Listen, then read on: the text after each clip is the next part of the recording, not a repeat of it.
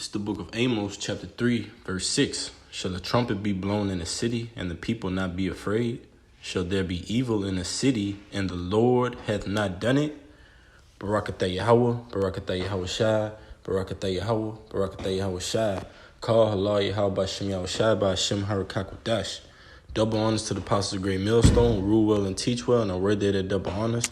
Peace and blessing to you, Akim, pushing out this truth across the four corners during these last 6 of time. All right, and as you can see here, we have a video entitled 6 Dead, 24 Wounded in Shooting at Chicago Area July 4th Parade, police say.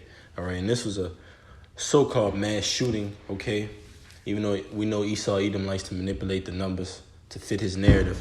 All right, a so-called mass shooting, all right, at this 4th of July parade, which consisted of Native Americans, Latinos, and Negroes. Now, this was in a so-called suburban area, but it goes to show you that the Most High judgment extends to all areas, all right? All walks of life, all shapes and sizes will come to serve Yahweh Ba'Shem Yahweh Shai, man, all right? So, Most High is putting these judgments out, all right? And these judges, which are the holy angels, all right? You got death angels. And also you have angels that come and intervene on the behalf of the elect, man. All right. But Most High sent these death angels out. All right. And here's what the result was. I'm going to play this video.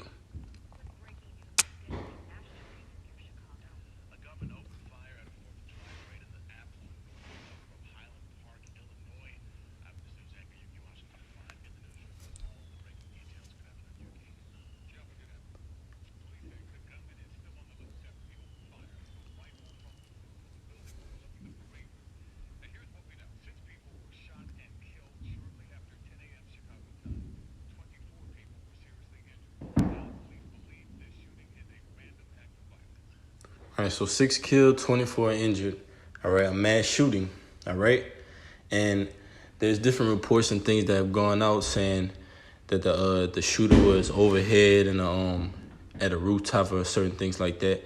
But this is all going on in the midst of the overturn of Roe v. Wade. You have a so-called tightener grip that's trying to be forced by Esau with these gun laws, man. So you have all these mass shootings, because Esau is going to create chaos to come with order, which is that Revelation 13 at Charagma. Let me let this video finish playing.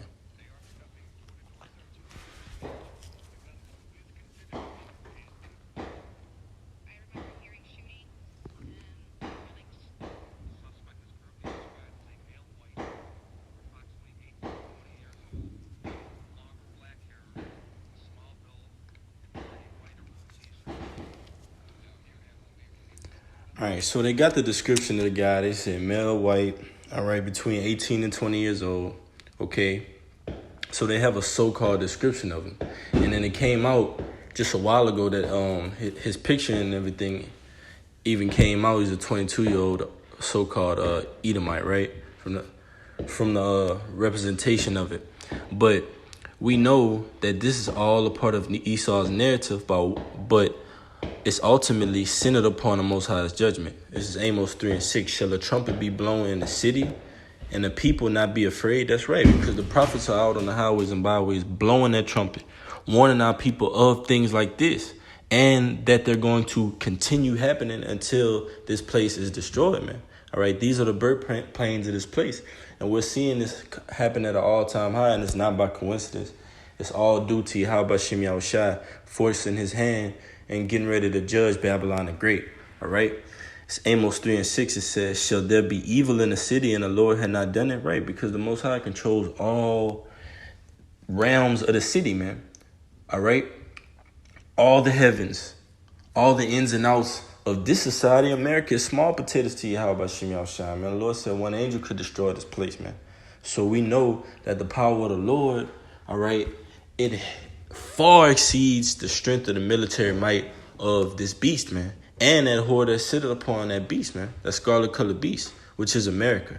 All right. But we're seeing all these things because the Most High is disintegrating this society via Jacob's trouble and ultimately via those nuclear missiles.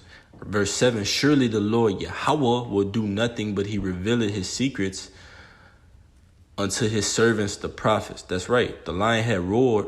Who will not fear? The Lord Yahweh has spoken. Who can but prophesy? That's right. Because all eyes are set towards prophecy, are set towards getting out of America, bettering ourselves, making our calling and election sure, studying to show ourselves approved, presenting our body as a living sacrifice, all right, giving alms, giving charity, and calling upon that name so we may be saved, man. Scriptures tell you that to fear the Lord and keep the commandments is the whole duty of man, all right? And that's how we're going to get out of here, by fearing the Lord. Let me get real quick. Slakia. Let me see where I'm going to start at. It's Amos 5:18. Woe unto you that desire the day of the Lord. To what end is it for you? The day of the Lord is darkness and not light. That's right, because Yahweh Shemel Shah is setting up the stage for America to get flatlined. Literally, man, that bosom of destruction. America is going to get flatlined by prophecy, man. And all eyes are going to point to the men of the Lord, and ultimately we're going to be backed up by Yahweh Shah and the holy angels.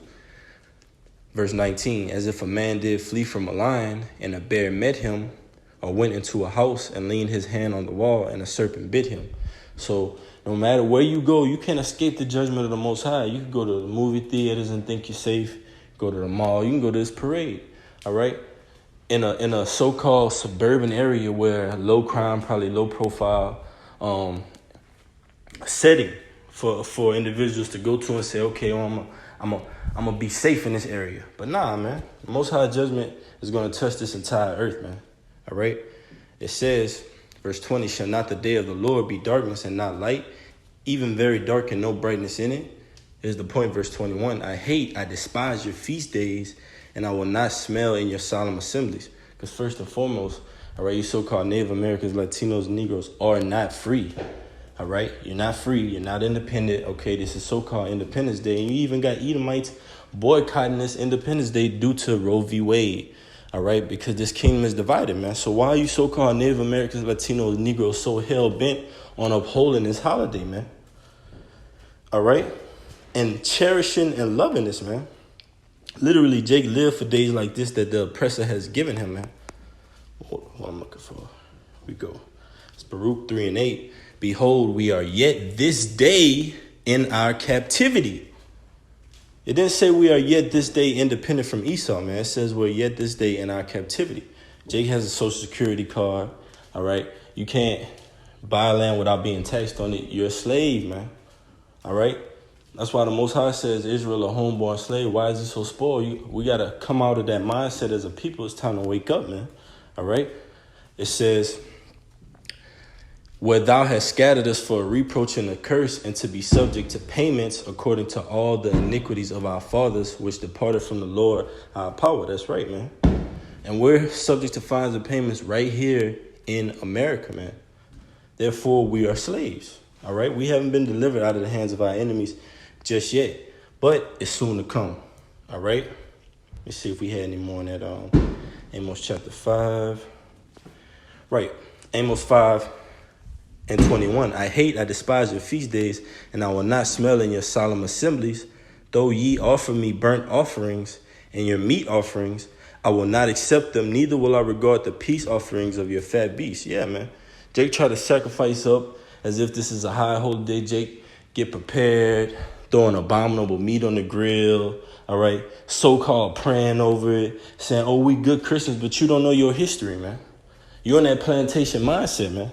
Celebrating everything that the oppressor has given you, man. Just spoon feeding you, and Jake eat it all up, man. This is Ezekiel 9:4. And the Lord said unto him, go through the midst of the city, all right? We know Jerusalem is a people before a place, all right? So speaking of our people, through the midst of Jerusalem, and set a mark upon the foreheads of the men that sigh and that cry for all the abominations that be done in the midst thereof.